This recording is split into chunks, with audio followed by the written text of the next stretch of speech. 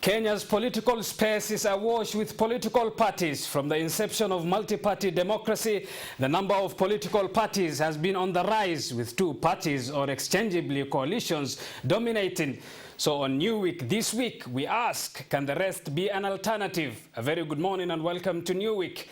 I am Abubakar Abdullahi. Up and above this discussion, we have our reporters on different bits and stories.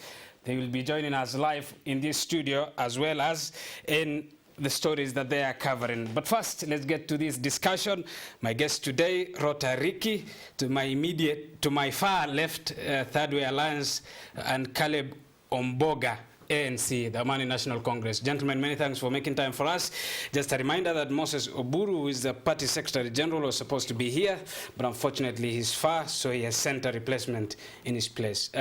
Gentlemen, the question we are asking this morning is, can the rest, of which many at times you are included as parties, be an alternative? Thank you, Mr. Abubakar. I think I'll speak on behalf of Third Way Alliance to start with. Fair enough. Yes. When Third Way Alliance was formed in 2017, we're only 2 years old. We had a strategy on how to make the political party be known and be famous in Kenya. And going by what we have seen to date, I think Third Way Alliance is the only party that is vibrant, that has a structure, that has given Kenyans a proposal on the way forward of building Kenya. And with that, I believe there's alternative leadership. Fair enough. On the 31st of October last year, Third Way Alliance presidential then candidate, 2 years ago, Dr. Ekuru Aukot claimed that he is the official opposition leader. With no member of parliament, no governor, no senator, is he really the opposition leader? I'll just give you an history of how we came up to be the official opposition party. There were elections on 26th of October 2017, and the purported opposition leaders boycotted the election. There were two people running, and the two parties running was the Jubilee and the Third Way Alliance, led by Dr. Ekuru Aukot. So going by that, we've seen the handshake come in, and the so-called opposition party are now errand boys of Jubilee, and they're working with the government, claiming to be part of the government. And of the rest 66 plus parties, you see yourself as now the opposition party? Yes, look at it this way. Opposition doesn't mean that it can only be one party. We can have very many parties running as opposition. But saying that he is the chief opposition leader singles out to one person, just to be clear. Fair enough. Let me get Caleb to the discussion. Caleb, the same question. Can ANC, the party you are a member of, the party that is within NASA, be an alternative? Thank you, Bakari.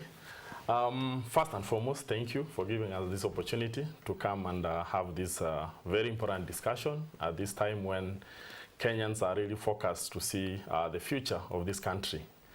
When you look at the political parties that we've had, and ideally, the history of Kenya is that political parties have been vehicles to actually kind of ferry people to achieve their short-term goals, objectives, kind of get representation, and of course, more oftenly represent their ethnical kind of, I'll call it greed.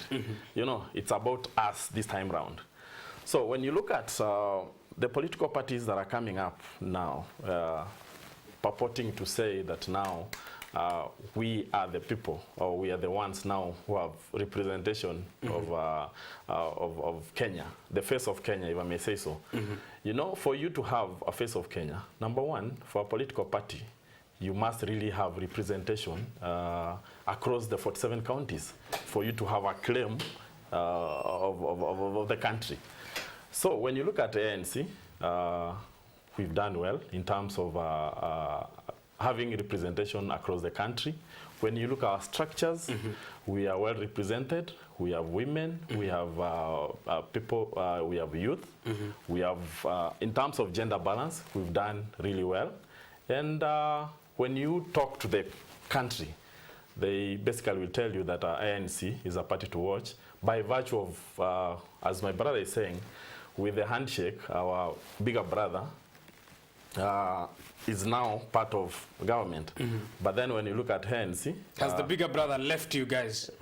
he has not left, but you know, in a family. But seemingly that Yes. is according to the Secretary General Barack Muluka, who said, Yes. and I quote, Yes. Amani National Congress Party leader Musalia Mudavadi is the new opposition leader in the Yes. country Yes. after Raila Odinga, quote unquote, left for Jubilee. Seems like the Yes. big brother left you. The big brother is out there shopping around. So, but our party leader has always remained steadfast. He's the only party leader who is now criticizing the ruling party. As my brother says here, they are busy, running around with Punguza Mizigo. But you see, we have very fundamental issues that they need the checks and balances.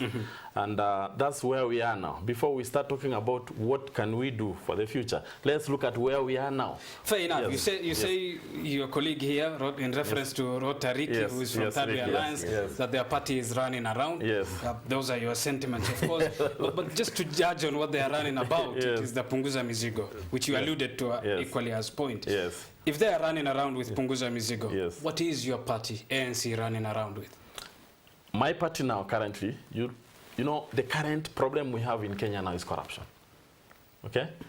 If we are losing everything to our leaders, the governors, families, and everything, and then we claim that now let's go to Mashinani and talk to people about changing a constitution. What does that Wanjiko person at the ground, what is the real issue at the moment? It's corruption. And that's our focus now. That we really want to fight corruption. Let's have systems working. Let's have things, let's have highlight where there are issues. We treat the problem, the disease at the moment. Then now we start focusing so that we can have a sober mind to focus on the future. Rota, before I come to you, Caleb, Yes, yes. isn't it not just a contradiction then Yes. that your party is part of the umbrella body of NASA, Yes. which is in a coalition, Yes, again, with the yes, government, yes. post the handshake, yet you are saying there is a problem. You're already part of the House. Not really, because my party leader has not done a handshake. What we are doing, actually, But he has endorsed the handshake, hasn't he? we have endorsed the handshake for the purpose of us having peace and stability in the country. For even a father to really run a family in harmony, you must first create peace. For them now to give you an opportunity to lead that family to the next level. So what we've done is that we've said, fine, yes, we needed this stability for us to focus on fundamental issues that are facing this country. Fair enough. Rota, let me get your thoughts as you respond to that on the handshake. Yes, What is the response from Mr. your party? Mr. Abubakar, I think, first of all, the problem in this country are very simple. We've had political leaders who don't understand the functions of opposition. And what we're bringing in is a different way of opposing. We are used to the opposition who runs on the streets anytime they don't get their way. But the real opposition should be coming up with alternatives. And what we are doing right now is we've sat down, we've seen where we are not able to work as a country. And what my friend is saying here, which the party leader of ANC is doing, is fighting cancer, which is at the 4th stage. They are going But there around. should be a hope at the end of the tunnel, despite the stages of how But you're bad already the sick. politics If you're is. already sick. Fair enough. Yes. As you continue your thoughts. Yes, what we are trying to say is, we know corruption has been part of us. And the best way to look at corruption is to look at it as a thief. A corrupt person is a thief. In any language, there's no mother tongue for corruption in Kenya. Why? Because it's not part and parcel of us. They are actually thieves. To deal with thieves, there are structures that we have. We have the EACC, which seems not to be working. We cannot fight corruption by going to funerals, to shout loud on funerals. We will not fight corruption by going to rallies. We need to have structures. And that's why if you see our proposal in Punguza Mzigo, we are proposing a life sentence for anyone who is found guilty to have stolen public money. That is the best way to deal with that person, because that's a thief. And just to get your thoughts on that, Rota, despite the appointment the president made, the changes at the DCI, the EACC, the Ethics and Anti-Corruption Commission. You don't believe those are... No, currently we are seeing something happening. And we wish the president had started this from his first term. Right now we will be in a different state than what we are doing right now. The handshake part which you asked is that we as a party believe in working together. We don't like the way politicians do the politics of controversials and fights and throwing words at each other. We believe in giving way forward. And what we agree with is the handshake was okay to calm the situation as it was at that time. But looking at it, there were a lot of things that were hidden below. Up to now, we don't know what the agreement was.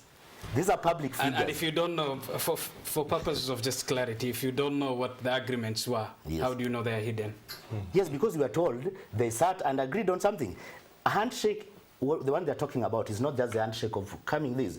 If they represented their people, and we have those who died for the NASA, who were killed by the police or who died during the campaigns, they should know how they are going to be compensated, because most people lost their parents and everything. But just having a handshake and just throwing other things that things are okay is just sweeping everything under the carpet. Fair enough. Which will come back to haunt. Let me quote your party leader again. I wish he was here to defend himself. Someday we will get him on the show so that he defends himself. He says, and I quote, "The ongoing national cohesion and reconciliation initiatives by President Uhuru Kenyatta and ODM leader Raila Odinga is dishonest." He says again, it is designed to lock out some political leaders. You really think the handshake is a dishonest? It is, and I've actually told you. And in what sense is it? The sense is that they never revealed what it entailed. Up to date, they have never told us what they agreed for the betterment of Wanjiku. And believe you me, if you have a contrary opinion to that, you can put it here. But what I'm saying, I'm just a journalist who is asking. Yeah, my opinion doesn't matter. So anyway, what happened is we were brought to Harambee House and we saw people shaking hands. Abubakar, if I shake hands with you today and don't tell this guy what we have agreed, and is Wanjiku, is my employer, how do you think, is that not dishonesty? Are you suggesting that they would have been more public with what they discussed? Yes. If it is for the betterment of Wanjiku, rather than the two of them, the best is come tell Wanjiku who pays the taxes that we agreed on this basis on behalf of our followers. Caleb, you want to respond to that? Yes. So, Licky, let me first, I'm happy that you agree with me that the handshake was meant to, bring harmony and give us an opportunity to reflect more on our country. So talking about dishonesty, I really don't see anything that was hidden in this particular one. Look at it this way, Bakari. If you were to start, whoever did this building, there must have been one man who first put the first stone, so that now the rest of the stones can now come up to make a building. And therefore, and that's why we've had this committee now, whereby now every Kenyan has an opportunity to go in, ask all the manner of questions, give their feedback, give their views, and all they'll be recorded and documented. And that will be, everyone else has an opportunity now to get to understand what was the handshake all about. But again, saying that we must have started from a crowd, obviously we could not move. So there must have been one or two people to start a discussion. You say it's not a dishonest case. Yes, yeah, it's not dishonest. But when the details, the nitty-gritties of these were not made public, surely you must be questioning why they were not made in public. You see, when the handshake came first, it was at the Harambee House, and two gentlemen came forward and said, we've had a handshake for the purpose of us uniting this country, for us to create peace and harmony, for Kenyans to move on with their life. We've decided to work together. That's Raila and Uhuru's words. Just to correct him, later now, they said, we form a committee that now will go public. And that committee is all over the country to now, bring out what the handshake is all about. It's on record. It's on record from his party stating that their big brother left them because they were not even part of the handshake. So it's hypocritical to come say that there was no dishonesty, yet the core principles of NASA were not aware. And they're up to date. The only thing they're supporting is the BBI, which was the formation of the handshake. They don't know anything beyond the BBI. And to put it straight, BBI, okay, if they have met Kenyans to call it a public participation, they are not more than 10,000. Fair enough, and we'll come to the Punguza Mizigo and the Building Bridges initiative a little bit later in the discussion. We still have an hour plus to discuss these and much more. In 2017, the Registrar of Political Parties plus the Independent Electoral Body approved more than 66 political parties. Some were merged together. If one is to look at this number on a face value and compare it with what we have, despite the dominance of two, why should any Kenyan who is seated watching this believe in either of the parties that you are from? I think to be first to start, we have 78 political parties. Yes, some were merged. Yes. I put that as a... But as per the Registrar of Political Parties, we still have roughly over 70. And if you look at all these parties, as he said during the start, the mentality of most of these parties are a vehicle to put people to power. If you look at their ideologies and what they preach out there are totally different. When we formed Third Way Alliance, that's around 2017, we have our manifesto, which was focusing on youth, women, empowerment. We focused on having the Wanjikos feel of owning the government. And our strategy was to bring up my alternative from these other main, you've called them the two main political parties, which have been in power for very many years, and we are still where we are today. Our way was, we wanted a different way of dealing with politics. Let's do away with politics of hate, politics of tribalism, politics of the dynasties, and have the Wanjiku run their political parties. Rota, that may be sounding very impressive. It is. But is and it, I'm telling is it you, not what every party says? They say, a party now I'm coming to what we've said. Kenya. I'm talking about what we've said. Now I'll go to what we are doing. And in the past 1 year, from 2018, in February, Third Way Alliance formed a shadow cabinet, which has been advising the party leadership. It's the only party that is not in government that has a shadow cabinet in Kenya today. The last time I interviewed you somewhere else, you are part of the shadow cabinet. Yes, I am still. You still are? Yes. You'll explain to us what your role is a little bit later. Yes. But go ahead. Then what we've done, we went to the Wanjikus. And we walked almost to around 20-something counties, talking to Wanjikos in the market and in the shopping centers. We don't do rallies. That's a different platform we as guys are doing. That's why we surprised people when we got 1-point-something million signatures. Because Kenyans are used to those hecklers. You take funerals and you heckle so that you can be the loudest. So what the party has done, we decided the first thing we need to do is first to make the constitution work for Kenyans. So we sat and said, our first priority is to change some parts of the constitution, which we brought through the Punguza Mzigo. Secondly, we said our party will be as open as possible when it comes to accounting. The past week we've rolled a pay bill, number 4, for the Punguza Mzigo initiative. We want Wanjiko to own the party. So once the contributions are received, we have a web portal where you can see how it has been used. So far we've raised slightly over 500,000. And we have put it onto the platform so that you can see those who have contributed and how we are using it. Accountability. So on that point, if you say you want Wanjiku to own the party, just for purposes of curiosity, if any Kenyan now wants to be the party leader of Third Way Alliance, we do our election. We do our election. We did our election. In fact, we are the last party to do our elections. We did our elections in February. March last year, sorry. So, and if you check the Register of Parties communication with us, that was in February. There are some issues that we needed to clarify.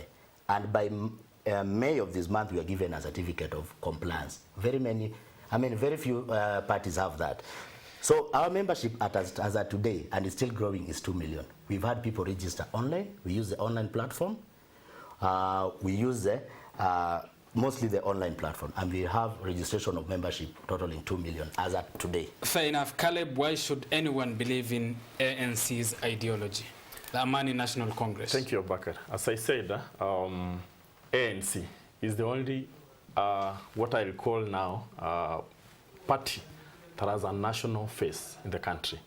If you ask these guys here about their regional structures, you will be surprised. Ask them, coast, east, northeastern, wherever. To me, Third Way Alliance is like more of a one party, one-man show kind of structure. When we look at our ANC, women are represented, the uncapped, the youths, and of course, our leadership runs across the 47 counties. Caleb, more than the structures, anyone will say we are fairly representing that's what I'm heading all sides. More than the structures. First, you must have Kenya to believe in you. So number one, ANC is trusted countrywide. Number two. So when they get 2 million signatures to support an amendment to the constitution, that is not Kenya. That's not representation. It could a fraction of Kenya, but you see, the objective is one. You're looking at it, what was the objective of this? Is to have the signatures for the purpose of pushing the agenda. You get? It's not really that they had the 1.2 million membership in their basket. It's about getting the 1.2 for the purpose of pushing the agenda of the Punguza Mizigo initiative for them. When you look at about the future of this country in terms of there is more that is required. Number one, you can't just have one man sit somewhere and claim to have really reasoned out the issues that all Kenyans have, right from northeastern coast to western to wherever.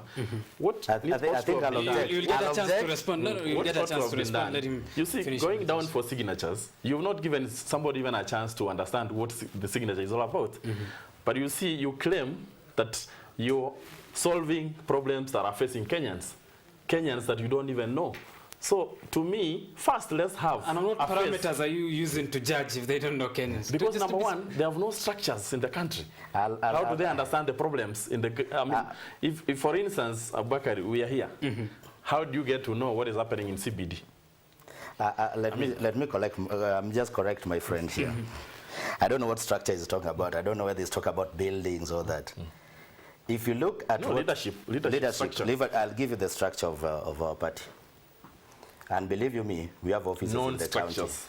Let him respond. You challenged him to respond on the structures. Let him. First, you're talking about your party being represented.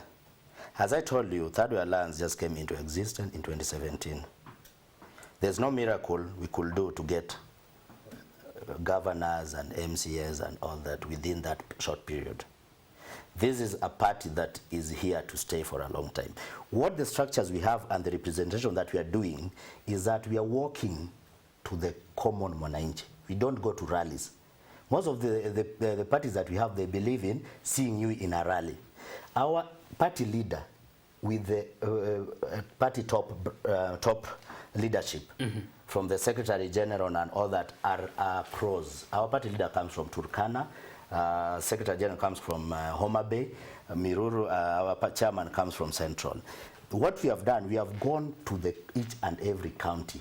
Since the Punguza Mzigo initiative was verified and okayed by the IBC, we've gone to 6 county assemblies. The latest being Garissa County Assembly? Yes, I wanted to count. We went to Nakuru, we went to Murang'a, we have gone up to Garissa. That's the route. This week, starting tomorrow, we are going to the North Rift. So I wonder how you call those people if they're not Kenyans. Good. On that note, Rota, when you say we don't go to to political rallies, we don't hold political rallies. We don't have the money to do that at the moment. But I was asking what the dislike of the party in holding public rallies is. We don't dislike it, but we don't. What we as a party believe is that rallies, we don't discuss issues that affect Kenyans. It's like rallies are like a platform where politicians come to talk and shout at us or tell us things. We don't have the back and forth because someone stands there, whether he's saying the truth or not. No one has a chance to question. But if you have this kind of movement, door to door, where you walk in a market, when people are seated, you talk, you get to know Kenyans. And that's why we are challenging these are our usual parties, the ones that have been there for years. They don't know what Wanjiku is going through because they have representation of MPs who don't understand Wanjiku's and who lie to the party leaders that things are okay, yet Kenyans are suffering. So as we go to the Mama Mbogas and all those county assemblies where we meet the MCAs from all political divide, even from his party. Fair enough.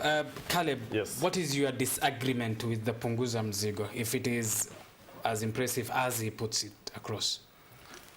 You know, Licky, one thing is that he seems to have this mindset that when you go to a marketplace and talk to 3-4 people, that you've understood the problems of the country. But would it not be better to talk to one or two rather than talk to millions at the How same many MPs do they have if they're dealing with the MPs? Who represents Wanjikos as far as registration is concerned? Is the MPs in Parliament. What these guys ought to have done, could have, opened up to a discussion at the level of where registration starts from. So that now we say there is a need. First, identify the need. That indeed there is, our current need now is to, review our constitution. We put all our needs and look at the priorities in terms of what is eating Wanjiku at the moment. Is it the constitution that we need to revise? Is it cancer? Is it corruption? Or what is it? So that now, when we're seated on a table like this, and we have a discussion, so that when I go back home, I'm talking to my people and saying, we as leaders, we've had a discussion, we have had a review of the country, and identified 1, 2, 3, 4, 5 problems. And from an these ANC, are our priorities. Yes. From an ANC party position, what do you think is the problem with Kenya? Number one is corruption. Because corruption is the root cause of every other problem that we have in the country. Because the resources that were supposed to help Wanjiku at the grassroots levels are now being, mismanaged by governors, their wives, their children, the greedy leaders that we have. And that is the problem that we need to start to. We need to start supporting the DCI, have these guys arrested, have these guys prosecuted, so that when we go back to Wanjiku, we are telling them, your problem number one here was your resources were mismanaged.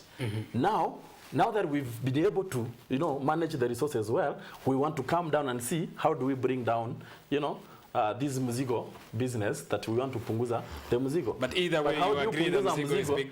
Either way, Mzigo is big. We all agree. Fine. What is lacking is just give me 1 minute. Just 1 minute before we go. Let me be fair to you. Yes. 1 minute. Yes. I love the way my friend is putting it. Corruption is a big problem in this country. And that's something we don't even argue about. It's the truth. But this corruption has been brought by poor leadership. We fought corruption for years. And we have even formed bodies to deal with corruption. We have DCI and we have all that. But look at it this way. We are talking, he's even brought up the issue of cancer. Yet we have allocation for cancer, in the budget was 600 million. Then BBI comes in, you allocate 10 billion. Where are our priorities? If you're talking of our problem now. You're creating an amorphous body called BBI, whom you don't know what he's going to talk to 10,000 Kenyans, you give it 10 billion, and yet you're talking of cancer killing people. It's poor leadership and priorities. Rota, hold on that thought. The fight on corruption and other subtopics are what forms the genesis of this discussion. But I understand we need to take a short break here on New Week. We'll be back with this discussion and other stories that are happening across the country after this break. Stay tuned.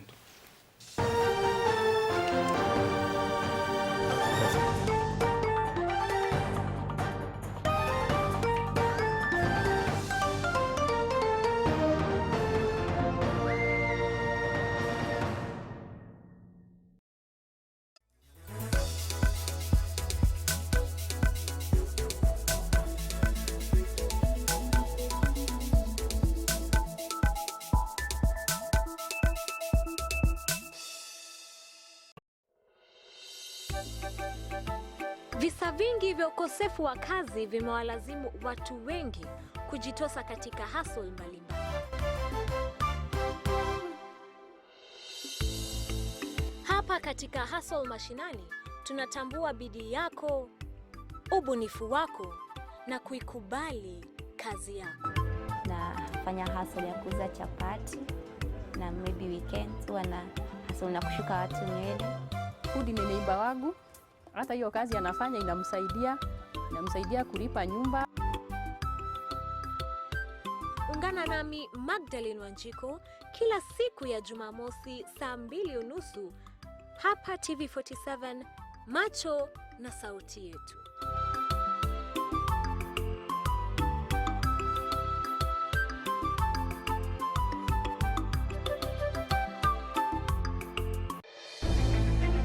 Wiki hii kwenye TV47 mtaani. Siwezi kubali. Kwa nini nikubali? Yeye ndiye ako na shida, sasa ako supposed aelezee hiyo shida ndio tutatue. Sijui kwa nini saa hizi ndio mnaona ni vijana wanafanya vitu ambavyo vijana wengine hawakufanya. Wanatokata ushuru. Tukitoa barini, ushuru inakatwa, ikishukishwa pale town, ushuru inakatwa. Si nyinyi ndio tutalipa, na napofikiria vile tutalipa huenda ikawa kodi itaenda juu sana. Kwa viongozi ni kwamba wangejitahidi kuona kwamba vijana ndio wanashirikishwa katika maendeleo. Ungana nami Tony Mwirigi hapa TV47, macho na sauti yetu.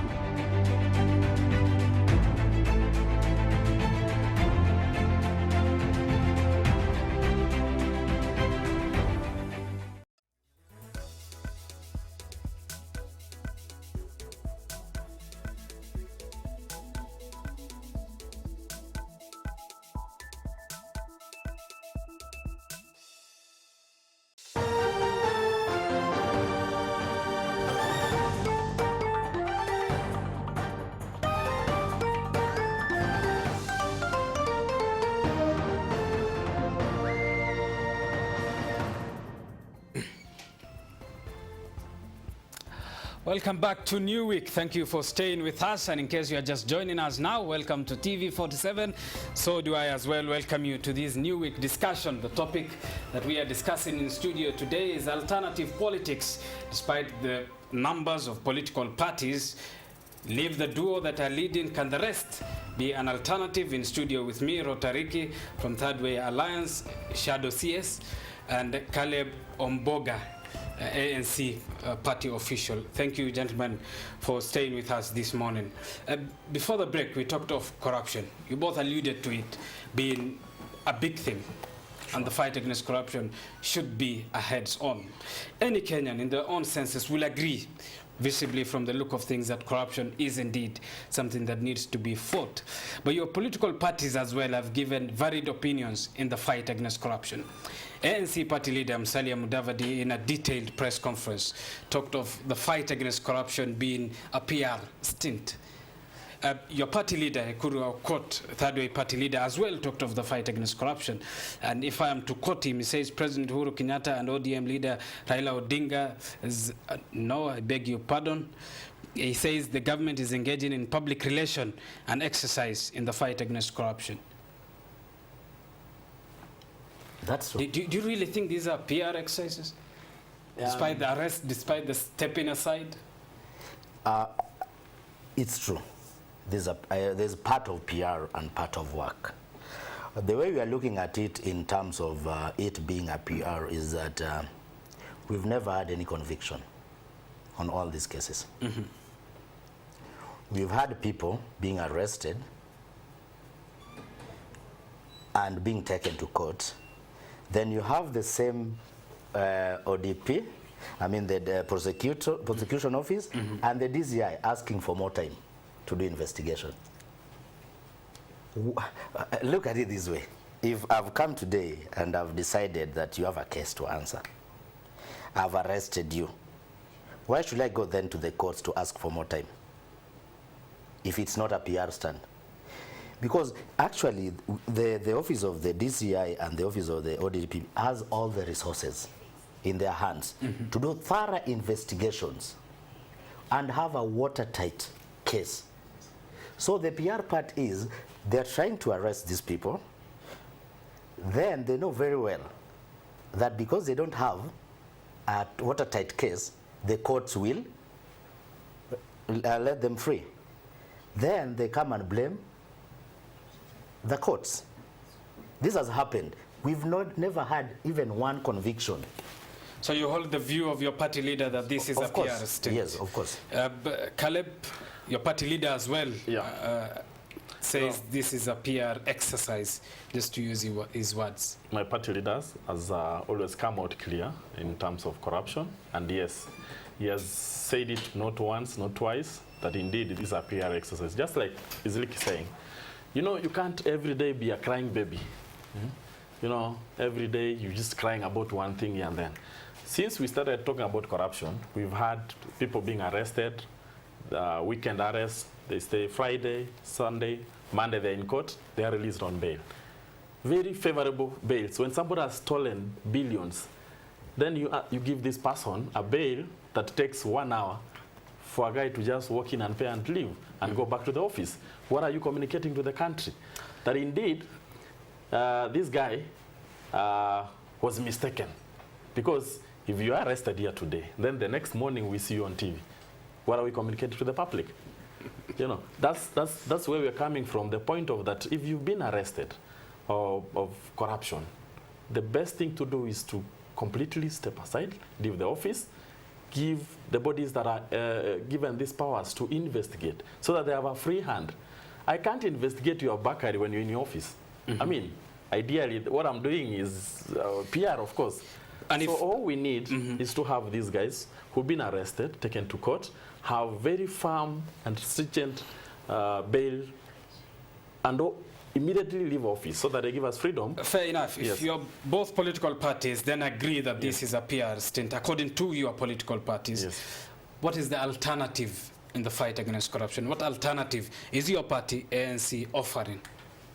You see, in terms of corruption, you must have, you know, some legal framework for you to action. All we are doing is we are blowing the whistle. We are just directing the DCI that, one, we've lost money in these particular areas. So it's up to them to go in using the available framework to investigate. Us as ANC, we do not have powers to arrest. Neither do we have powers to prosecute, but we have powers to talk about the vice. And that's what we've done. What I'm asking is, your party harbors ambition of one day leading the country. Yes, yes. Is that true first? True, yes. What is the alternative that you will offer in the fight against corruption? That's what I'm asking. Number one is to have very clear legal framework to investigate, to prosecute culprits of corruption.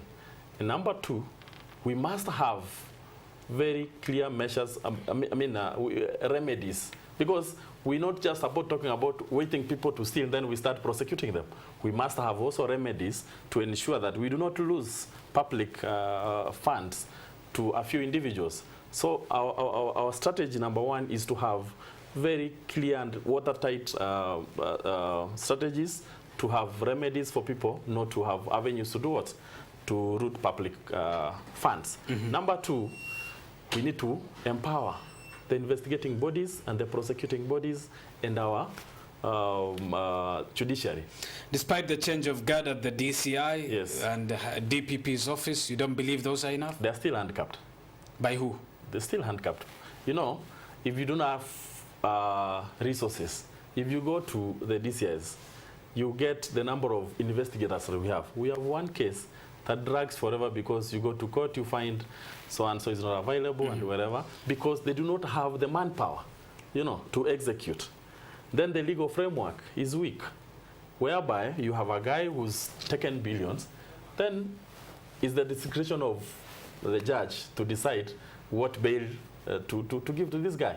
So therefore, these guys get a leeway to go out there, and of course, they go about now. It's very difficult to have the evidence safeguarded when this guy is already free. Fair, let me bring Rota to the discussion. How would your party, the Third Way Alliance, deal with in as far as the fight against corruption is concerned? I think this is where we as a party are so happy when we see our colleagues not having a structure on how to deal with corruption. First of all, let's understand what corruption is. In put in a layman's language, corruption is a thief. How do we deal with anyone caught right now who is a thief? We have a very clear structure on anyone who is caught as a thief. So first, let's understand that any person who is corrupt in this country is someone who has stolen. So the best we are offering as a party, and this is what we have looked at, and that's why we always say we don't like these rallies, because and funerals where we talk about, we don't even respect the dead, and we talk about other issues. The party has come up with those 16-point changes in the constitution. One of them is having a part on dealing with corruption. What you're proposing is, let's empower the Auditor General to have a forensic department. Because where we first get the queries is from the auditor's report. Let's use this report as a document that can be produced in court. So the moment the auditors go there to audit, if they start having queries, because we are being asked then, does an auditor's report entail, is it a query or an answer? What the auditors do, they first do the query. But then they get a response. As of now, the auditor report informs the DCI. Yes. Now we want them to have a department within the Auditor General dealing who has a forensic knowledge, so that when an auditor goes there and they start seeing some query, they bring in the forensic auditor who can then be called to court too. So this part of investigation, because the auditors have all the information that they can when they are on the ground. Then we have come up with an EACC. And just to be clear before you move on, this will be a supplementary to the DCI's investigation? Yes. Or will this be a parallel investigation? Not parallel.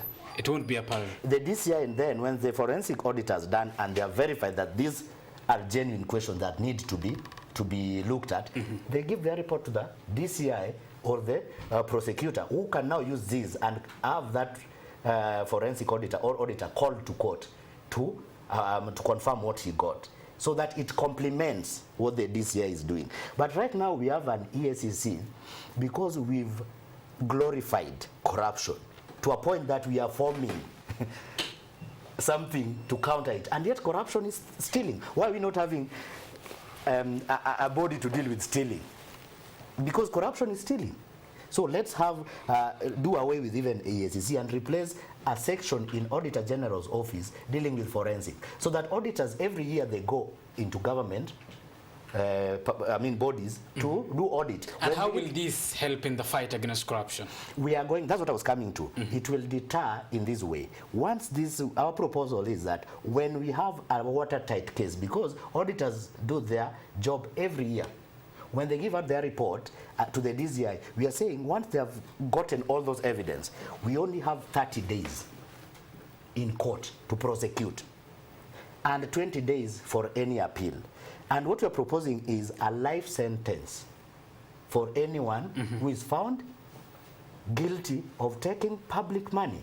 This will deter in this way that if I'm in this parastatal, anytime the auditors come, I know I have queries to answer. We've had cases where counties are not answering queries of the auditors because they know you won't take them anywhere.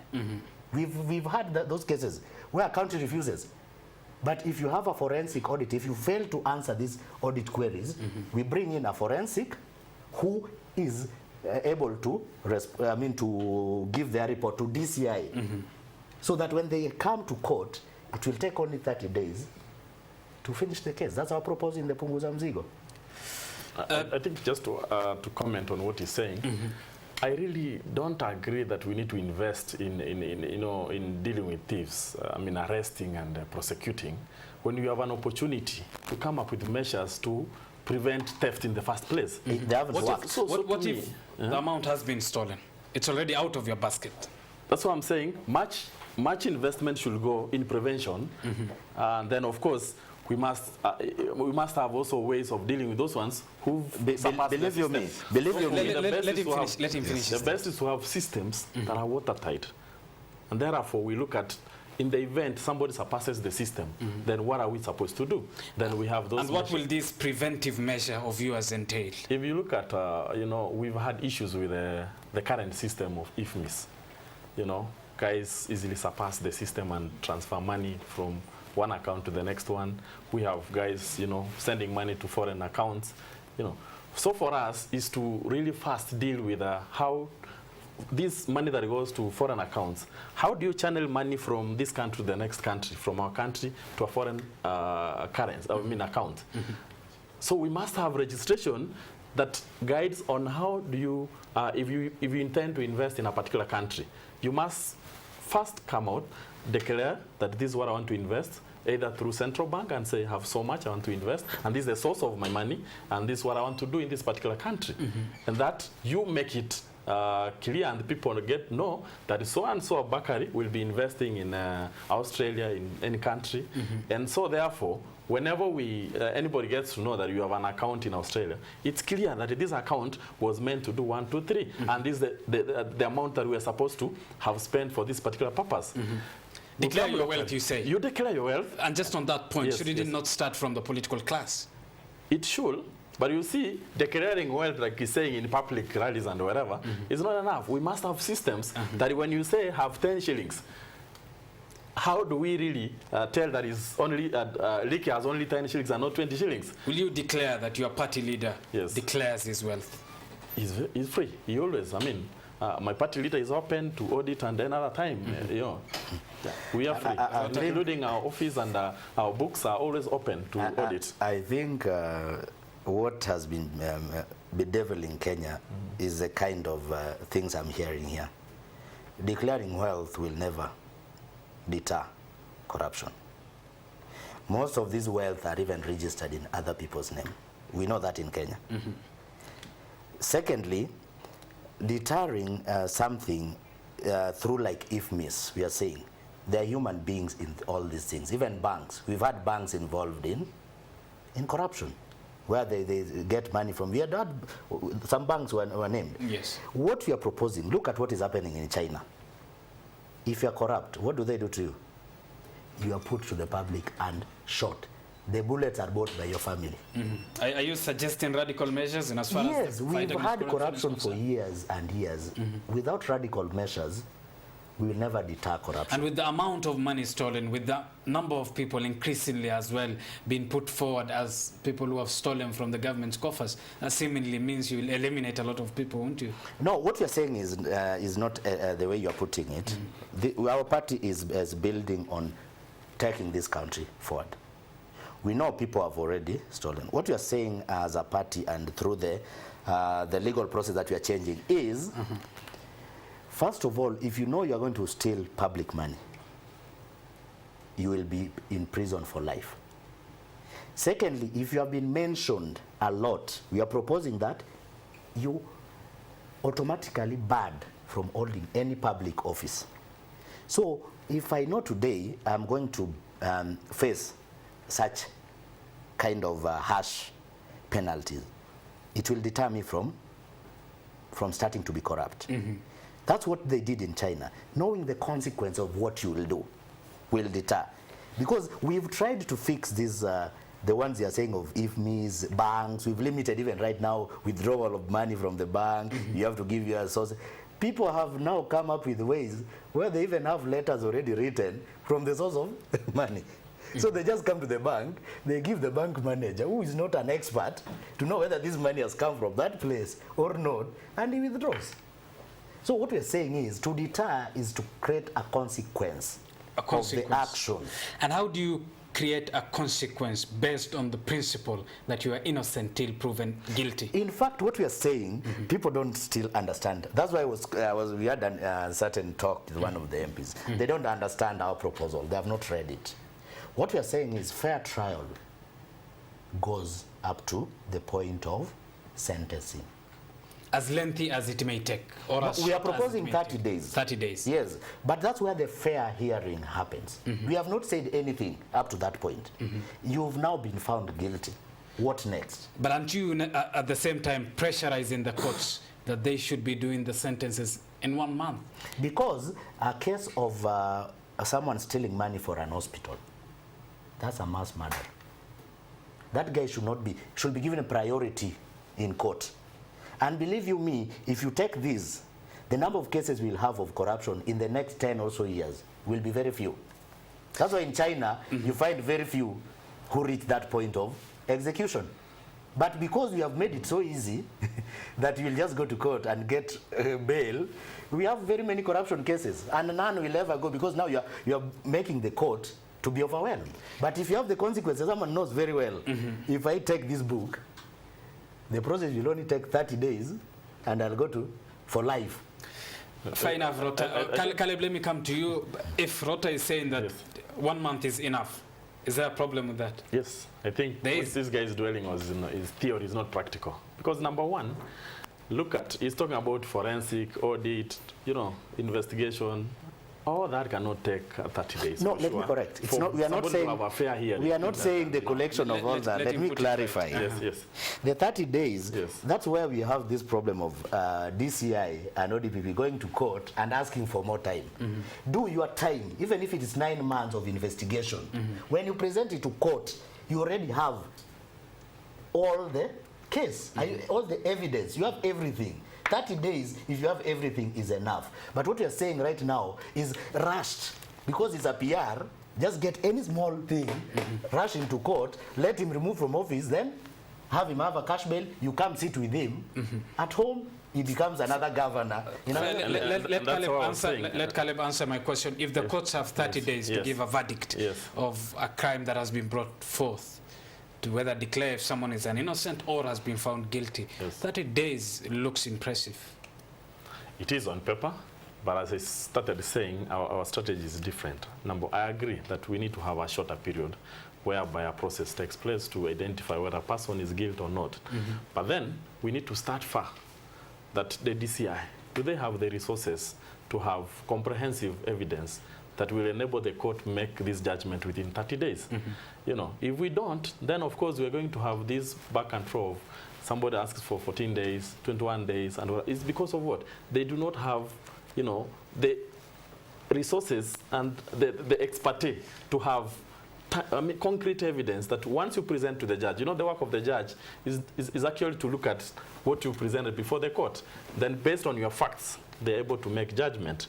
So therefore, yes, I agree with him. We need to shorten the period, but of course, we need to have our foundation right, that the DCI is well empowered, you know, legally. They have structures, the legal framework that enables them to even dig, you know, for them to come to your account. They need to go to court to get orders.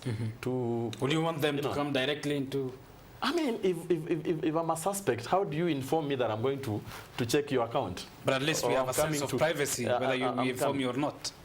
You will be informed, but of course, the process of going to court, by the time I'm going to court to get the orders to come and, you know, look for documents in your house, probably, we are human beings. Liki could have called a nephew here and there and then pick documents. So then when we present this person in court, it becomes an exercise in futility. So what we need to do is to have clear structures and empower and we give independence to each of these bodies.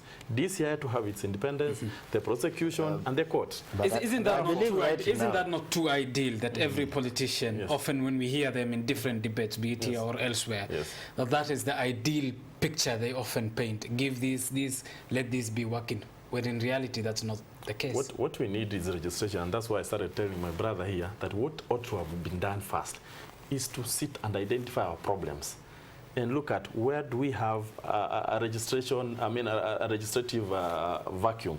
We have this and that. So that now we say, how do we package this? So that we don't dwell on doing referendums after every one election.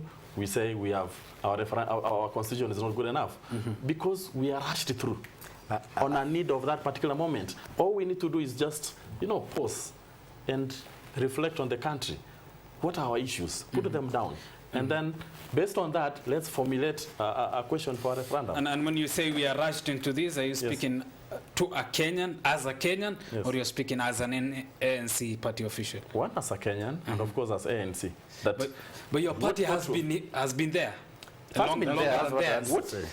What they didn't do, and I asked him before we came for Israel, what was the problem for Third Way to call the other political parties and sit and say, we have a proposal that we need to go to the Kenyans. What are your ideas? So that we put all the ideas on the table. We formulate one document and then sell it together. But you see, when you rush with something, you sit somewhere, you formulate, then you rush to the Mwananchi. Then you reflect to the other parties. As they are not concerned about let me just have a revert to what he has just said. Yes.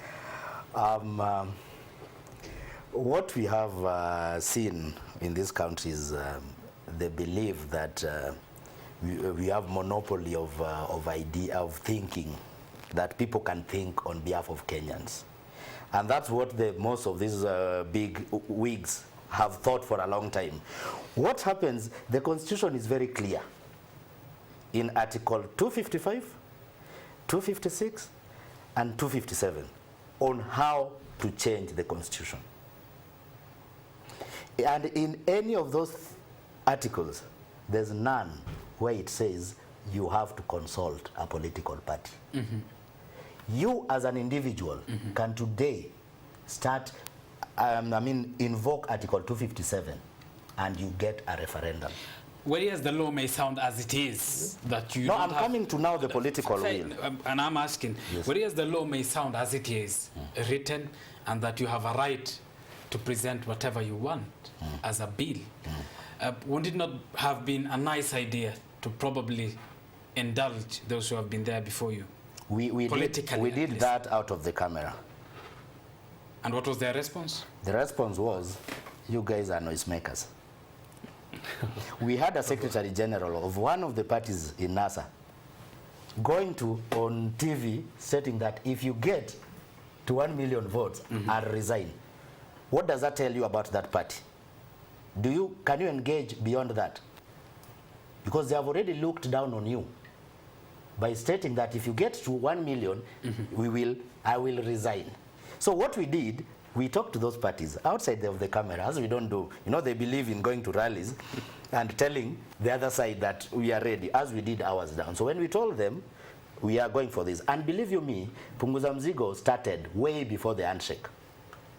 It's now being changed into, before the Kieleweke and the Tangatangas. This thing started in February 2018. That's when we launched it, and that's when we met IEBC. So this idea that we consulted them, then they looked at us as a non-starter. So we agreed, let's invoke, because these things would have even gone through Parliament, which is Article 256. We started 255, it wasn't. 256, which is Parliament, where we consulted the parties with MPs in Parliament, so that they allow us, without going through the longer process and the more expensive, let's have it done in Parliament, where we can discuss all this. We even went to Parliament and met Jeremiah Kioni and his team about this. They said, who is funding you? How will you do it? They were more concerned on how we are going to do it than the content. So we invoked 257 and we got Kenyans who are willing to support this. So it's not always about monopoly of someone thinking on your behalf. We are Kenyans, we are learned, we have the right under the Constitution to follow any channel within the Constitution. And so far, we've not gone against any article of the Constitution. You have not gone against any article of the Constitution, but seemingly what you have gone against are the emotions of some of the political leaders in the country. NASA leader Raila Odinga, I think, responded a week ago to Punguza Mzigo in different forums. He rubbished it. He called it Punguza Gunia, and we agree, we are Punguza Gunia. Punda amebeba gunia siku mingi. Fair enough. Let me continue. Majority Leader Aden Duale, I think over the weekend in Garissa as well, rubbished this. Given that the political class at their top level, and you will have to agree or disagree with my usage of what being at the top of politics is, has differed on you and with you. Do you think Punguza Mzigo will see the light of the day? In fact, since we started Punguza Mzigo, all the political, they call big ones, have been against it because they know it works against them and works for the majority. In what sense does it work against them? Because Duale is an MP. He's a leader of majority in Parliament. Most of these political parties work by getting their resources from the number in Parliament, through the monthly payments from the MPs, So they get their money mostly through those. What we are doing is, they have always used these positions of power to give their allies. The moment you're cutting that, you're cutting their powers.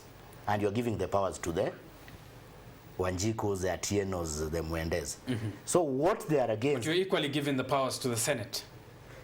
Yes, but when I talk about numbers, in terms of numbers, not in terms of the powers, we are not reducing the powers of National Assembly.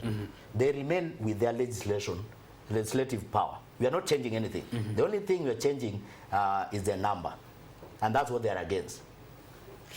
Fair enough. Caleb, what is your disagreement with the Punguza Mizigo initiative? Number one is, when you look at what they have proposed, is to take more resources to the MCAs on the ground.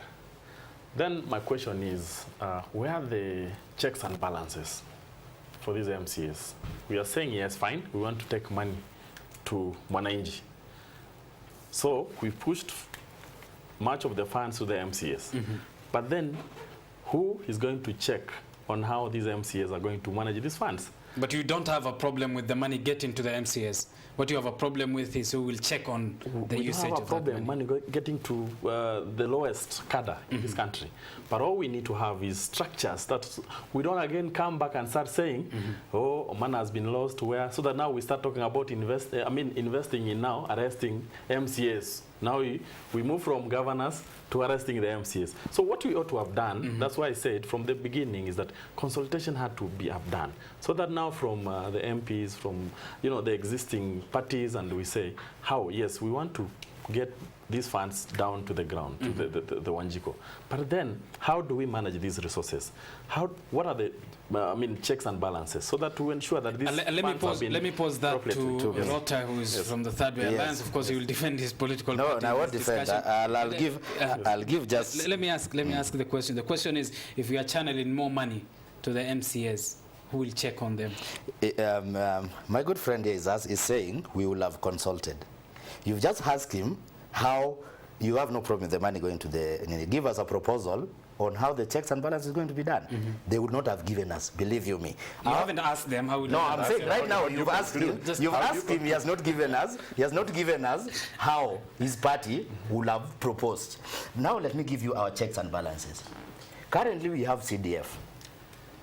Yes, which is the Constituency Development Fund. Yes, with an act of parliament, which has the part on how CDF is managed. And going by what our MPs have been saying, that CDF has worked. The structure of the CDF is what we are pulling, that CDF Act, into ward, into a more smaller area, which is even easier to manage than a CDF. So what we are saying is, instead of the CDF, just remove the CDF the way it is and put it into the ward. With the structure of the CDF, that's a checks, which has checks and balances. As at now, there's a CDF board, development board. Transfer that same to a smaller. What you're changing, it's the name of the ward from the constituency and the area. So believe you me, if you are given a role to manage the whole of Nairobi, and now you are reduced, or the whole of this building, now you are reduced that to you, someone managing this room, which is more easy and more accountable. You may be changing more than the name, and forgive my naivety in politics. I'm not a politician, neither am I inclined to any political side in this discussion. But if politics is about an art of resource sharing, and you are taking this resource to other people and not to the National Assembly, and as our MPs whom we know, don't you see where you have a problem? No, look at what is look at the article on Parliament. What is the work of Parliament? Oversight, legislation, and representation. And representation, or oversight. That's what I was saying. Yeah. That's their work. There's nowhere that it states development. That's where we're mistaking the two. It's not the work of MPs to do development. It's their work to legislate, and to do an oversight of the national government and to do the others. And if you're having a representation, look at what US China, and we are more overrepresented than even the big. And they have never complained because they have the states which are governed, and these states have equivalent of MCAs. The moment, if you want equality in this country, because look at a constituency in the northeastern where we have one MP, the area is so big, such that even him going through all those areas, even those people meeting their MP who are always in Nairobi is very hard. But if you redistribute this money to to the wards, the MC is the one who is always in the ground there every other day. Rota, finally on that, you're talking of, to me it seems as though you still want to devolve devolution. Am I wrong in assuming so fast? In fact, the devolution is devolved, but the development is not devolved at the moment. So and I'll give you this structure. The other day we were in Maimayu with the party leader in a certain ward. If you see what those people are drinking as water, my friend, you'll cry. But it's because if your MCA is not in good books or belongs to a different party from the governor, your area is blocked. So the essence of devolution doesn't work because it ends with the governor wishing on which area to help. What you're saying, take the 35% from the national government, when it reaches the county government, distribute 15% to wards, so that each ward, whether you are in the camp of the governor or not, you have your money. And will this have any implication in as far as the budget is concerned? No. It won't? Zero. Fair what enough. You're saying, in fact, it will have a positive. What you're saying, scrap CDF. The money of CDF remains with the national government. Do 35% of the revenue, take it to counties. Out of this 35, take 15% from that to the MCA. Remain with the 20% to run the county government. Which better way of development will you ever have better than having it at the primary unit? Fair enough. Let me bring Caleb to this discussion. Caleb, without assuming whether ANC is inclined to the ideas of the Building Bridges Initiative, the BBI, yes. First let me ask you, yes. Is ANC inclined to the ideas of the Building Bridges Initiative? What we are saying is that, number one, we support the handshake by the reasons that I gave before, that yes. we needed the harmony and peace for us to focus on the country. Secondly, in terms of what PBI is doing, is that what we're asking is that we need to have every person incorporated in this particular initiative, because if you're talking about uniting Kenyans, then it cannot be about one or two people sitting somewhere and deciding for Kenyans. All we are saying is that we need to onboard everyone else so that whatever proposals that we make are proposals that are accepted by the majority. Otherwise, if we run by 2-3 people, we'll go around, come back, and again start, criticizing the whole exercise. Which again brings me back to my question. Yes. Is ANC party to the BBI? We support it. All we need is inclusivity. You support even though you have not been included? Yes. And should there be a report by this in BBI team? Yes. What will be, or what is already the stand of ANC? Of course, we can't talk about a report that we've not seen. And of course, fair enough, you can't talk of it, but they're already compiling it. Yes. And the end product is a report. Yes. We'll criticize page to page, and whatever works for Kenyans, we'll support. Whatever we feel is individual based, of course, we'll definitely dismiss. And if that is the same language that Third Way Alliance would want you to use, would you support them if the Punguza Mzigo is being of importance to Kenyans? If they come back to a dialogue table, because we also have issues that we need to, take to Wanjiko in form of a referendum. If they incorporate us and we sit together and look at what they already have as a proposal and give our input, then of course, yes, we'll work together, because our interest is to have a fair and just Kenya, and whereby everyone has a fair and representation and of course access to resources. And if that is all we stand for, and we are given a chance also to give our views and of course be part of the process, why not? The challenge is that, as I said, it's one man trying to decide the fate of Kenya. You know, one man trying to decide the fate of Kenya. And who is that one man? That's Thirdway Alliance. But there are 2 million registered 2 million members. Voters who have signed. That's why I said, when I bring to you a document, take to your rural place and you give somebody a document to sign. You get a signature. Let me ask this question. But they don't understand what they're signing for. Let me ask my friend this question first before you go. In 30 seconds, I understand. Yes. When you said that one man cannot decide for this nation, we had your NASA leader go to handshake. He was one man representing his party.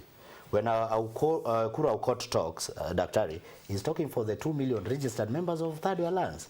And then secondly, BBI, we are just saying, we don't know what it will give out. But from its initiation, when it started, we are being told there's going to be a referendum. How did they know the views of the people before going even to the people? They have not decided the referendum. No, it's been said everywhere that wait for the BBI referendum. Their leaders have said, wait for BBI referendum. People, I mean, you've seen... The report is not out. We can't use that as a plain truth. Politicians have a way of saying things in public rallies. Hold on, that thought we'll get back to Punguza Mzigo and BBI. I understand we need now to cross over where the Kenya Film Classification Board CEO Ezekiel Mutua is currently addressing the media. Let's cross over and listen into that. Has been cited as proof of the dangers that lie ahead when these children are left on their own.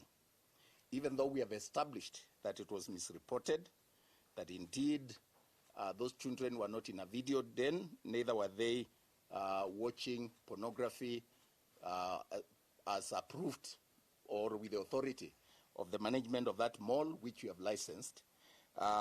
It still speaks to the dangers, and there are many, many other instances like that that are real.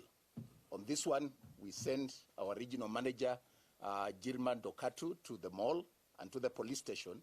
She collaborated a report very quickly, and then compiled a report that she was able to send to the headquarters, and we can assure the public that indeed these children were not watching pornography in a place licensed by the board. We moved so quickly because actually we wanted to cancel the license if indeed we had established that that mall and allowed students in uniform to watch pornography. But we can now confirm that there was no instance like that they were playing or they were doing a PlayStation and they were watching games in a PlayStation in a public space in the mall. And the county government officials in their normal soup found them and arrested them. I have been able to talk to the OCPD in Central Police Station in Nakuru, and the students were released to their parents. But we take this opportunity to speak about this matter because we believe that it is still happening. We are getting other reports. We've seen reports from many places across the country where young children are admitted to video dens, most of them not licensed by ourselves, but even some that are licensed that are violating this. And we called this meeting to say that we are going to be vigilant. We are going to communicate sternly to the people that we have licensed, the owners of theaters, video shows or shops and the dens that we have licensed, including malls like those one in Nakuru and other parts of the country, to ensure that they vet thoroughly those who are getting to those places of entertainment. Same with discos and clubs. Children should not be admitted to places like those where beer is being sold or where they are likely to be exposed to inappropriate behavior that will influence them negatively. But back to the issue of Nakuru, the video shop in which the students were playing games is licensed by the board to operate such a business. But the operators of such an outlet ought also to know that that they owe the members of the public an obligation to ensure that such indiscipline by students does not take place in their areas, even if they are paying customers.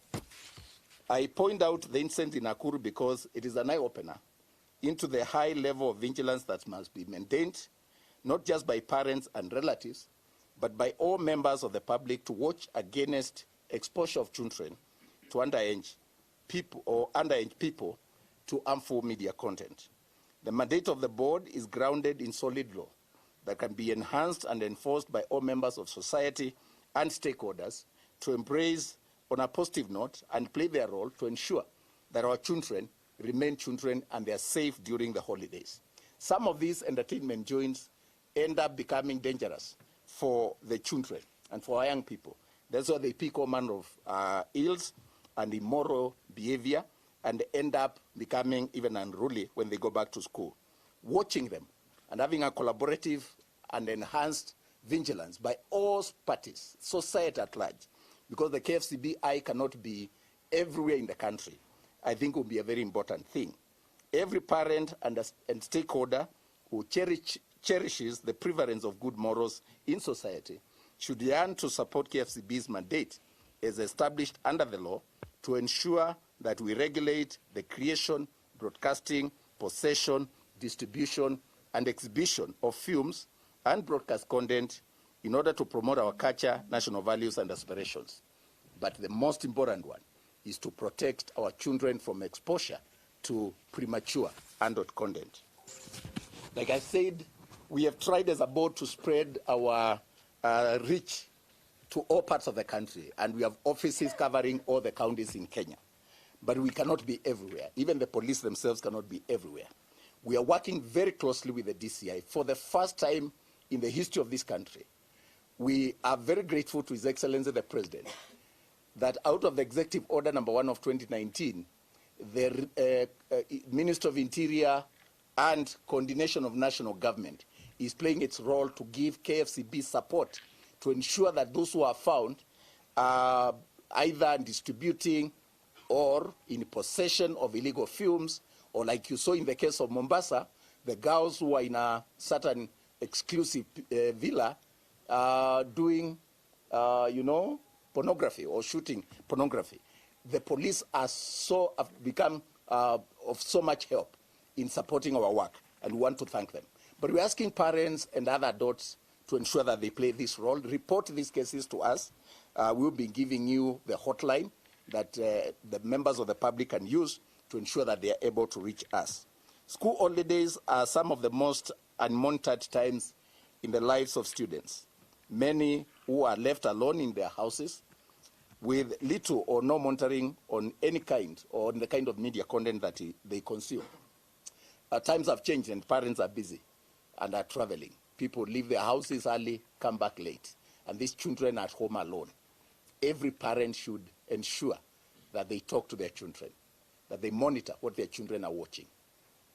This short period and the kind of interaction with the content they are likely to watch could impair their moral judgment forever. It's that important.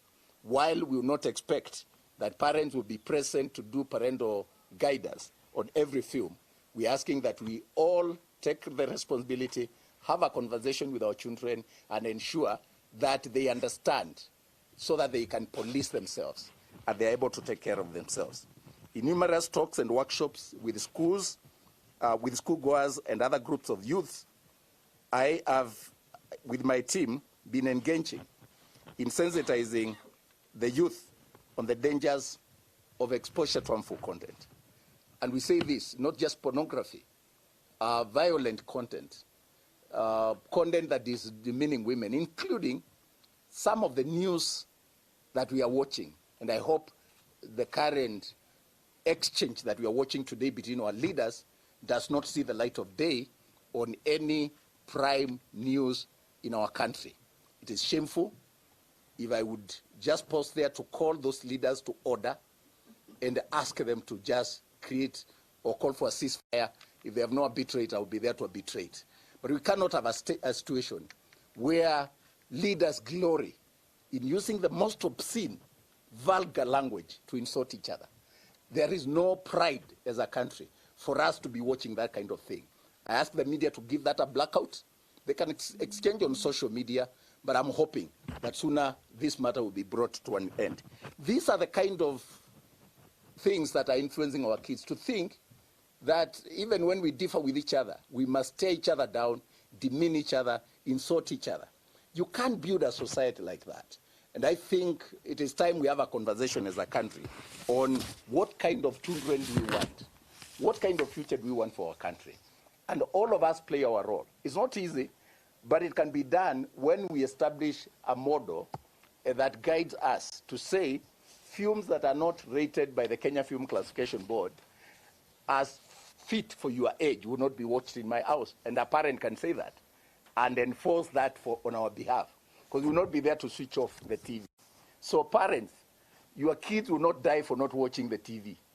There must be programs that are selected carefully, that are appropriate for their age, and if you are leaving them and giving them the latitude to watch the TV and select the programs for them, tell them to follow not the American rating, because some of them have given access to their kids for gadgets or even programs or subscribed programs that bring foreign content, and you find a program rated 13.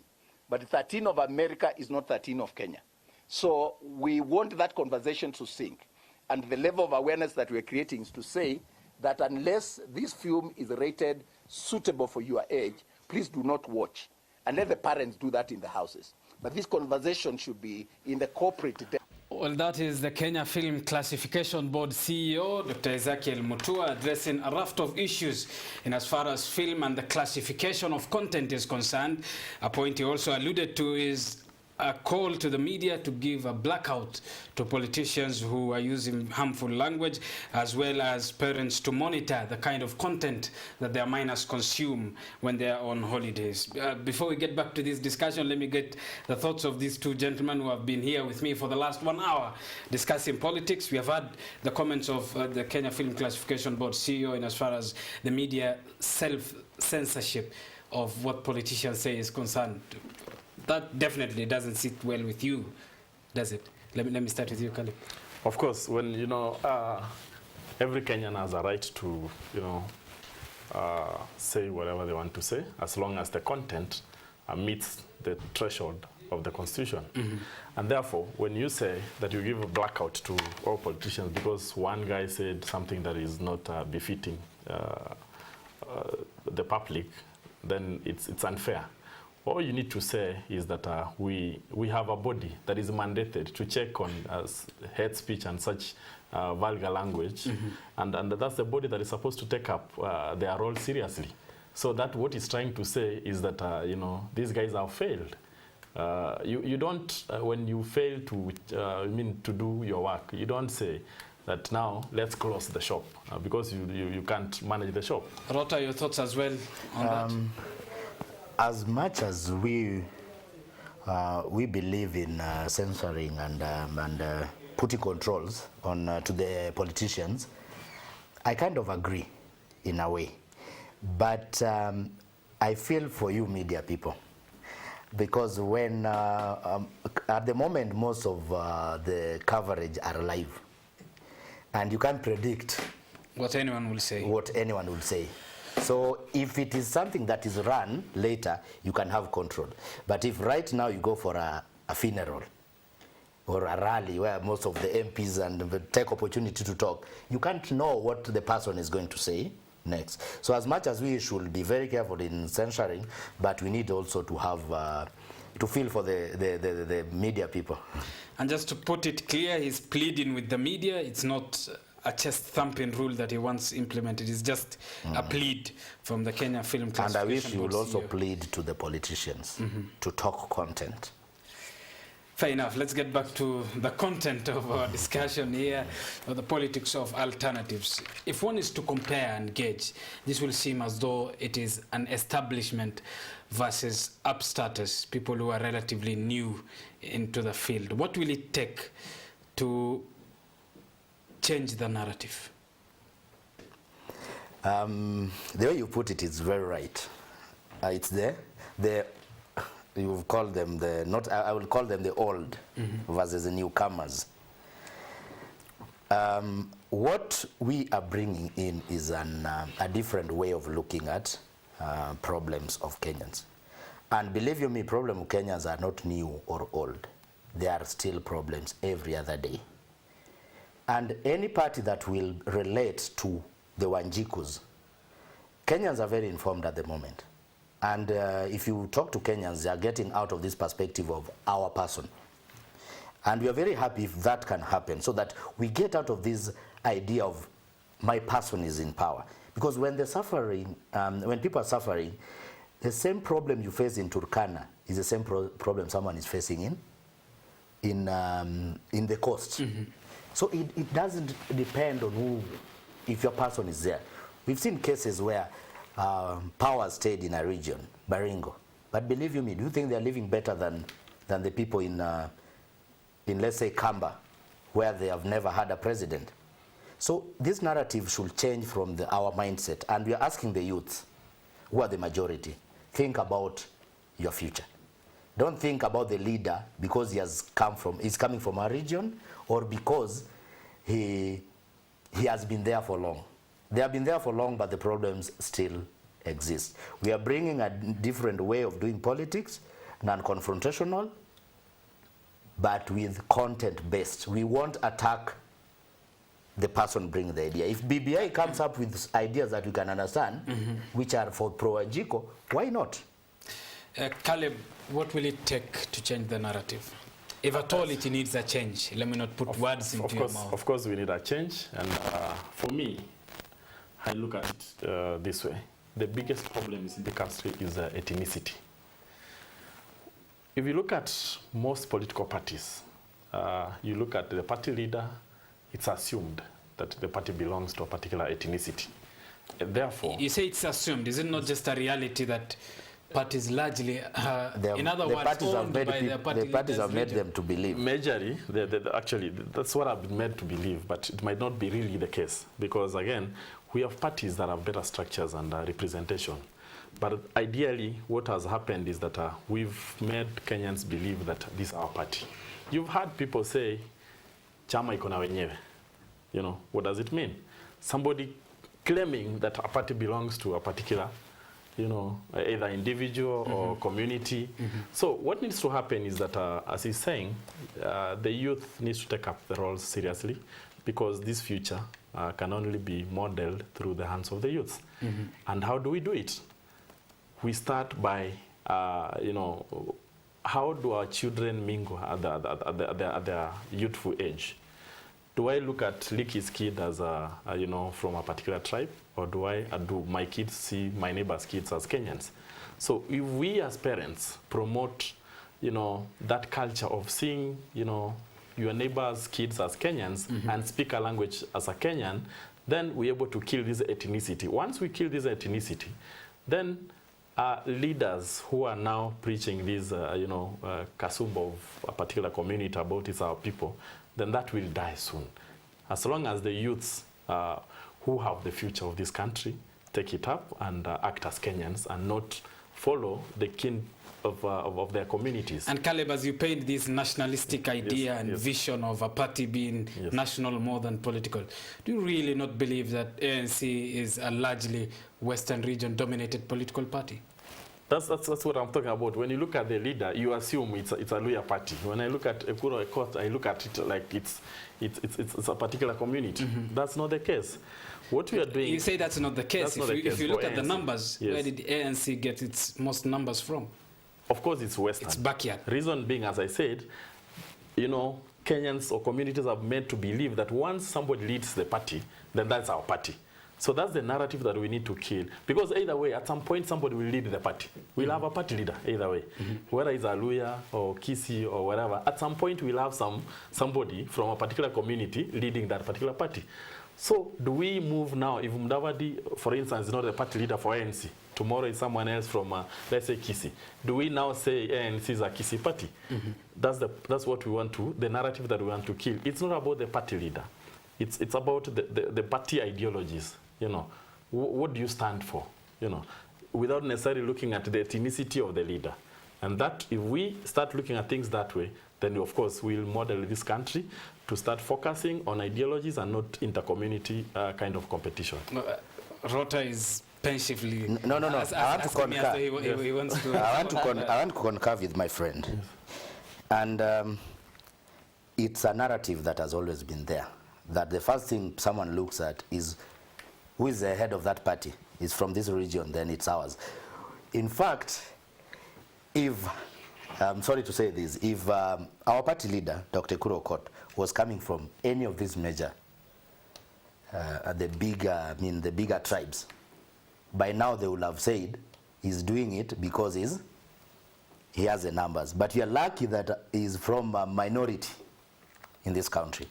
And that narrative has not been pushed to beat Third Way Alliance that is doing it for his tribe.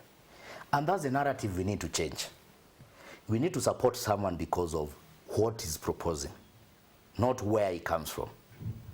And just to be clear on that point, if someone comes from, let's say, my tribe, and he has a brilliant idea, is there any harm of supporting such a person? Why not? Let's look at the ideas, not the individual. If the ideas are as good as the ideas I'm looking for instance, yes. Should there be any harm of me supporting them? No problem. But I'm saying the perception. It's not the reality. It's not what it should be. But that's the narrative that most politicians go back to their cocoons so that they build it, stating that so-and-so is proposing this because he comes from this tribe. And that's the narrative which is affecting Kenyans. If we, as youth, we just start thinking outside the box, because the problems does not choose the tribe. The Kenyan problem is for everyone. And the problems in Korogocho are the same as the problems in Kibra. So it doesn't matter who you elect unless you get someone who can work, who has your interest. And by going by some of the proposals we are seeing here in the Punguza Mzigo, I'll still go back to it, and you hear what the politicians are preaching out there. It tells you that these politicians don't read. They wait for their party leader to comment. Then they start moving to every funeral in their rural area, preaching what their party leader said without even reading the content of there's an MP who said that MCAs are going home from in the Punguza Mzigo bill. You wonder, are we even that's why we are saying we are overrepresented, because they don't even know. You remember the parliament that we had before this current, the earlier one, where there were 90 something. That was the most effective parliament we've ever seen. Believe you me, whether we deny it or not, the bigger the number we have in parliament. That was the 9th parliament. Yes. But gentlemen, I understand. In fact, just to add to what he's saying, ethnicity does not just kill political parties. It's also, it's also a problem that is now being moved to fighting corruption. You've seen youths rioting just because their own has been arrested.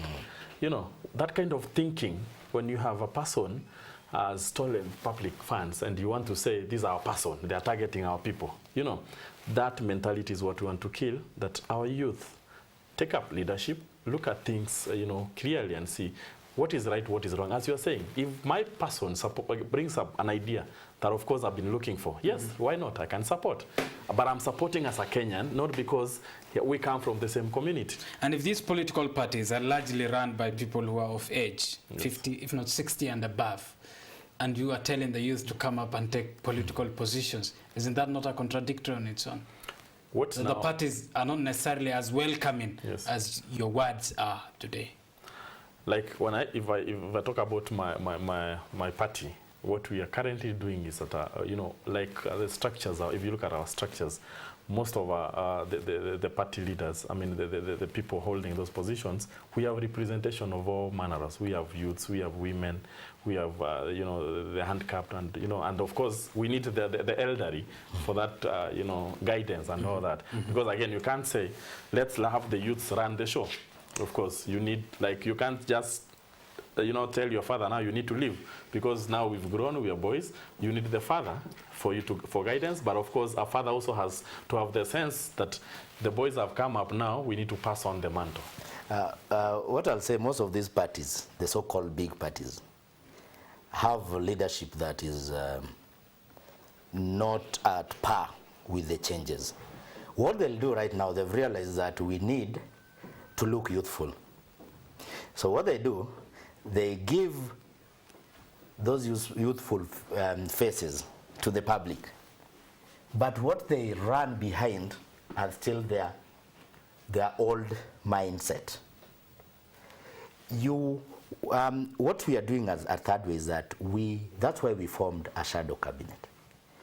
with a very youthful and gender balance to give advice to our party leader. It's not the party leader who came up with issues down our throat. And if you meet him, you will agree that most of the time, if you have an interview with him, he will tell you, let me give you some youthful leader to give you our stand as per that. But what we realize with most of these parties is what that party leader stands for will never change whether he brings a young person next to him. It's not that public figure that we want. We want the ideas. Are they concurrent with the youth? Are they? When we started Punguza Mzigo, we did an online platform of signatures. Look at what Okoa Kenya did. They put papers signing pigs and all that. So you need to give, even your ideas should look like they are pro-youth. Caleb, you want to respond to that? Just make a comment. The Okoa Kenya, which is under the umbrella of NASA, ODM has been touching. You want to respond to that? I do not want to really say anything fair enough. Then as Kenya, but I just want to make a comment on youth. You know, nobody's going to give you anything. We need to have youths who are go-getters. Us as youths also, we need to rise up to the occasion. Let's fight for our space. You just can't sit also and say, the old have it. Then when will we have it, the youth? So it's also the youth to rise up to the occasion, go get your rightful space, and move this country to the next level. Gentlemen, I understand we are out of time, but one last question. How long do you think then this politics of alternatives will come into position? In your own opinion, how long do you think it will take? I think it has already started, and Third Way Alliance is the only party that has started the alternative leadership. Because believe you me, if you walk right now, apart from the Jubilee and the NASA, which is dead, and what people know right now is the alternative is Third Way Alliance. You say NASA, which is dead. We don't have someone from NASA, but I think Caleb can respond to that. He's from ANC. Is it dead? I don't know when he buried NASA, but NASA is existing and very strong. You know, someone doesn't have to die. That doesn't have to be buried to be dead. Recently, you saw, Sifuna said they're doing very serious restructuring. And we have systems in place, and NASA is coming out very strongly. Caleb Omboga, ANC party official, Rotariki, Third Way Alliance. Gentlemen, many thanks for making time for us this morning. Thank you. Well, that brings us to the end of today's edition of New Week. Thanks for watching. Bye for now. Clifford Ndubi, I'm told, is up next with Matukio Nyanjani. Stay tuned.